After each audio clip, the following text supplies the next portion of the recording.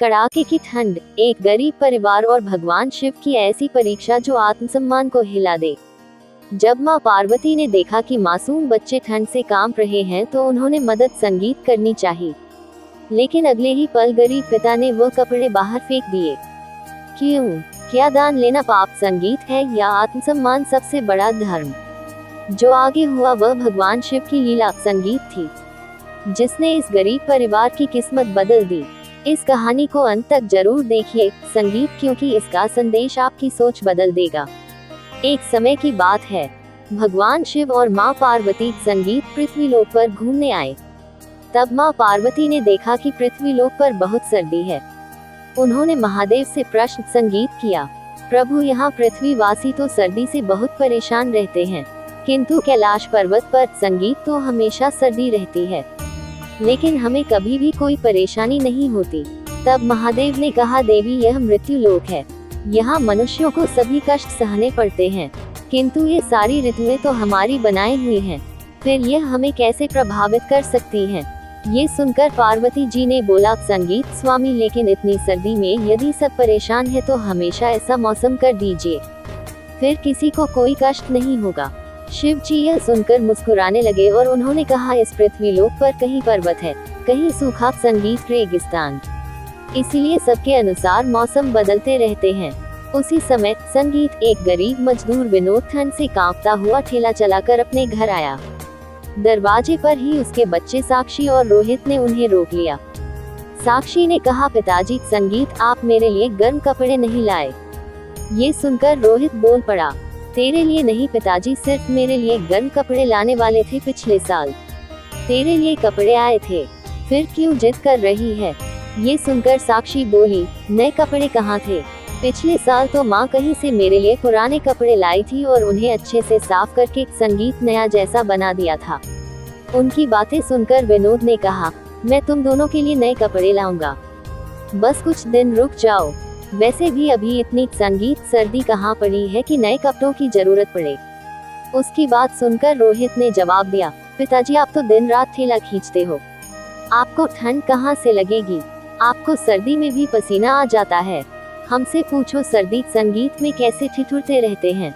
मुझे नहीं पता, कल आप मेरे लिए कपड़े लेकर आना। ये कहकर दोनों बच्चे गुस्सा संगीत होकर अंदर चले जाते हैं। तभी उनकी माँ गीता बाहर आती है। गीता विनोद से कहती है, आप चिंता ना करो, ये बच्चे हैं, मैं इन्हें समझा दूंगी। संगीत आप परेशान मत होना, नए कपड़ों के लिए मैं जहाँ काम करती हूँ वहाँ से कुछ ना कुछ लाकर बच्चों का मन बहला दूंगी। इसी तरह कुछ दिन बीत जाते हैं और ठंड और ज्यादा बढ़ जाती है। इधर भगवान शिव और पार्वती मैया इस परिवार को देख रहे थे। ये देखकर पार्वती जी कहती हैं, स्वामी संगीत इन मासूम बच्चों को कितना कष्ट हो रहा है, आपकी इस ठंड की ऋतु ने तो इनकी मुश्किलें बढ़ा रखी हैं, इनके लिए हमें कुछ करना चाहिए। ये सुनकर भगवान भोलेनाथ ने कहा, पार्वती ये पृथ्वी वासियों के लिए संगीत जो अच्छा है वही उन्हें मिल रहा है, मैंने किसी के साथ भेदभाव नहीं किया, इन्हीं में इनके हिसाब से एक दिन सब मिल जाएगा, तुम व्यर्थ चिंता करती रहती हो। लेकिन पार्वती जी नहीं मानी और उन्होंने कहा, स्वामी आप कुछ भी कहे लेकिन मैं इन मासूम बच्चों को ठंड में ठिठुरता नहीं देख सकती, मैं इनके लिए कुछ अवश्य करूंगी। तब शिव जी कहते हैं, तुम चिंता संगीत ना करो, यदि तुम इनकी मदद करना चाहती हो तो भेष बदल कर इनकी मदद करो, लेकिन याद रखना वह इन्हें मिल पाए या नहीं यह उनके कर्मों के फल पर निर्भर करता है। पार्वती जी एक बुढ़िया माई के भेष में बदलकर उनके घर पहुंच जाती हैं। पार्वती जी गीता और बच्चों को नए कपड़े देती हैं, जिसे देखकर वह बहुत खुश होते हैं।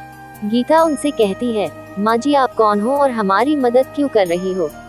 तब पार्वती जी ने कहा, बेटी मैंने तुम्हें संगीत और तुम्हारे बच्चों को कल ठंड से ठिठुरते देखा, तो इसीलिए तुम्हारे लिए गर्म कपड़े लाई हूँ। ये कहकर वो वहाँ से चली जाती है। संगीत शाम के समय गोपाल घर वापस आता है और नए कपड़े देखकर संगीत गीता से पूछता है। गीता उसे सारी बात बता देती है।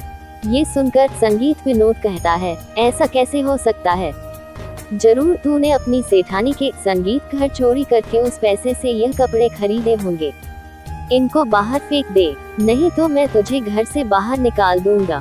ये सुनकर गीता ने कहा, मैंने कोई चोरी नहीं की, आप बेकार मुझ पर शक कर रहे हैं। तब विनोद बोला, अगर तूने संगीत चोरी नहीं की तो जा उस बुढ़िया माई को मेरे सामने ला, तभी मैं तुझे घर में घुसने दूंगा। ये कहकर वो गीता को घर से बाहर निकालने लगता है। तभी साक्षी कहने लगती है, पिताजी आप माँ को घर से मत निकालिए, हम इन कपड़ों को फेंक देते हैं। ये कहकर दोनों बच्चे कपड़ों को बाहर फेंक देते हैं। ये देखकर पार्वती जी को बहुत आश्चर्य होता है। तब शिव जी उन्हें समझाते हैं, पार्वती यह उनका आत्मसम्मान है, किसी गरीब की मदद करनी है तो उसे कोई काम दो और बदले में पैसे तभी वह इसे रखेंगे। ऐसे ईमानदार परिवार बहुत कम मिलते संगीत है इस संसार में। अगले दिन शिव पार्वती सेठ सेठानी का भेष बदलकर उनके घर पहुंच जाते हैं।